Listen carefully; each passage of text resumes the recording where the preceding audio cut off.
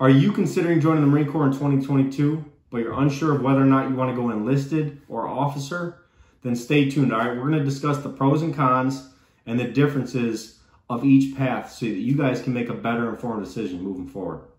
All right, before I dive into it, smash that freaking like button, subscribe to the channel, and hit that little notification bell so you guys get updates on future content that I post. All right, the point of this channel is to answer your questions, to give you guys a better understanding of what to expect when you're joining the Marine Corps. Okay, so this question, enlisted versus officer, is a question that I get all the time from you guys. It's in the comments. I get many emails about it from you guys, and I just want you to know that leave your comments down below because I do absolutely read them. I respond to almost all of them to the best of my abilities, and you know, I will make a video for you guys, all right, just as I'm doing with this one. I read a statistic that said roughly 200,000 people join the military each year. All right, that's a lot of people. Of those 200,000, 180,000 go enlisted. All right, the remaining 20,000 get commissioned as officers. Now, it's important to understand that because the reason there's such a big gap from enlisted personnel and officers is because enlisted military personnel, doesn't matter what branch you're in, you are essentially the workers and the officers are essentially the managers. So if you look at any company, the way it's structured, you've got your workforce and you've got your management, all right?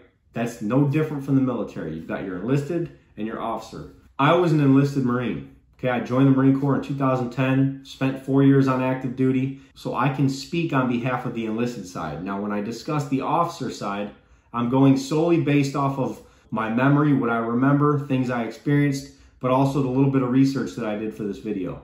As an enlisted Marine or military personnel for that matter, doesn't matter what branch you're going into, like I said, you're gonna go talk to a recruiter, all right? Now, the requirements to join the military, you need to have a high school diploma. If you've got a GED, good on you. You can get a waiver to be accepted to join. But you're gonna talk to a recruiter, they're gonna make sure you qualify, and then next step, you're gonna take the ASVAB, which is required to join the military, all right? Now, the higher the score, the more jobs you're gonna qualify for. The lower the score, the lower amount of jobs you're gonna qualify for. So I would highly recommend you guys practice, you guys study, and you prepare to take the ASVAB because it's your future, guys. All right, so once you take the ASVAB, you get your score, your recruiter is gonna present you with a list of jobs that you qualify for. Now, it's important to understand that the decision is solely on you, okay? I get asked all the time, what job should I do? Should I pick a job that's gonna set me up for when I decide to get out of the Marine Corps? Or should I pick a job that I will enjoy doing while I'm in the Marine Corps? And like I said, it's all up to you. Now, when I tell people is, I recommend picking a job that you're gonna enjoy doing. All right, the Marine Corps is what you make of it. If you wanna become a grunt, go infantry, you know, run and gun, go to the field, you know, shoot guns all the time, then by all means, go infantry. No one's gonna shit on you for it. All right, your family might be like, why are you going infantry when you can become a specialist in some job and maybe do that when you get out? Screw all that. All right, this might be bad advice, but 4 years is a long time. Okay, if you're joining the military and you're like, I wanna be a helicopter mechanic so that I can learn that skill and have that trade when I decide to get out and maybe go work on helicopters in the civilian sector.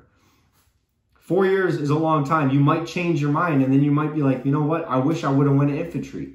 I would have had a lot more fun and deep down it's what I wanted to do. So think about it. Pick the job that you're going to enjoy doing. But also if you want to pick a job that you want to specialize in so that it'll help you when you decide to get out, go for it. All right, it's your decision. What I would recommend is whatever job you pick, I would highly advise you to make sure that your recruiter puts that shit in writing. All right, because the last thing you want to do is sign that dotted line and your recruiter did not pick the job that you picked. All right, he instead put like open contract, or maybe he fudged it and he accidentally put the wrong job. Whatever it may be, check the contract. Make sure you're going in with that specific MOS that you chose. All right, because what you don't want is the Marine Corps being like, well, we're just going to put him in any job we see fit. All right, needs in the Marine Corps.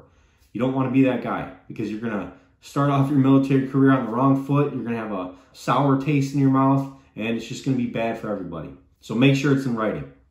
Now, as an officer, if you're deciding to enlist in the military and get commissioned as an officer and go that path, you are going to need a 4-year degree. There's various ways of getting commissioned as an officer. Right? Say you've already gone to college, you got your 4-year degree, maybe you're already working in the civilian sector doing that, and you're like, you know what, I've always wanted to join the military. You've got a bachelor's degree, go talk to a recruiter, you can go in as an officer. Or maybe you're in high school and you're like, my dad was an officer, my grandpa was an officer in the Marine Corps. I want to carry on that legacy, graduate high school, talk to a recruiter, or go to the college. There's like 1,700 different colleges across the country that offer the ROTC program, which is the Reserve Officer Training Corps. All right, what the military will do is they will pay for your books, they will pay for your supplies, and they will pay for your college education in return for a commitment to serve in the military as an officer. Okay, just know that you need a degree, and officers, like I said earlier, you're essentially the managers of the military. Your responsibilities are going to vary greatly than they would as an enlisted Marine. All right, as an officer, you're going to be acting in a leadership role. You're going to be planning, directing operations, and making critical decisions. You're going to essentially be sitting behind a desk a lot of the time. You're going to be doing a lot of paperwork, and it's just a much different job in the military as an officer than it would be as an enlisted Marine. Okay, and for those of you guys who are deciding to go the officer route, just know that when you join, yes, you'll outrank the enlisted Marines, but just know that if you're a 21-year-old second lieutenant fresh out of college, zero military experience, you do not want to come into the military acting like you know everything and shitting all over those below you. All right, because I have seen gunnery sergeants, I've seen master gunnery sergeants, sergeant majors light up a second lieutenant, right, when they try and overstep their bounds. Right? You got to understand that the enlisted Marines, while they might be below you, they are specialists in those jobs and they have served in the military longer than you have. All right, so come in with some humility and understand that, because you don't want to come in on the wrong foot and lose the respect of your junior Marines right off the bat. Earn their respect, be a good leader, someone that they can respect, and you know what I mean, like set those examples. Now some differences. All right, like I said, the rank structures are very different from enlisted and officer. You have your own set of ranks. Enlisted, it goes from private to sergeant major or master gunnery sergeant, and officer, it's second lieutenant, all the way to 4-star general. Okay, the pay is much different. All right, as an enlisted Marine, you're going to make much less than you would if you were a second lieutenant. Now, officers, I'm almost positive they get a housing allowance right off the bat. They don't have to live in the barracks. They get a housing allowance on top of their pay, and you can live out in town, you can live on base, you can live wherever you want. All right, but just know that you're going to make more money, and as you progress through the ranks as an officer, your pay is going to be much greater than it would be as if you progress through the enlisted ranks. All right, both have comfortable lifestyles, but as an officer, you're going to make a hell of a lot more money than you would if you were an enlisted Marine. And lastly, like we've already discussed, the responsibilities and your job duties are far different, as an enlisted Marine than they are as an officer. And for those of you guys and gals who are joining the military, maybe you're going to go enlisted, right? You don't have any college under your belt. Look, you can use tuition assistance while you're in the military, and you can go to school paid for while you're in. So you can essentially get an associate's degree within your first 4 years.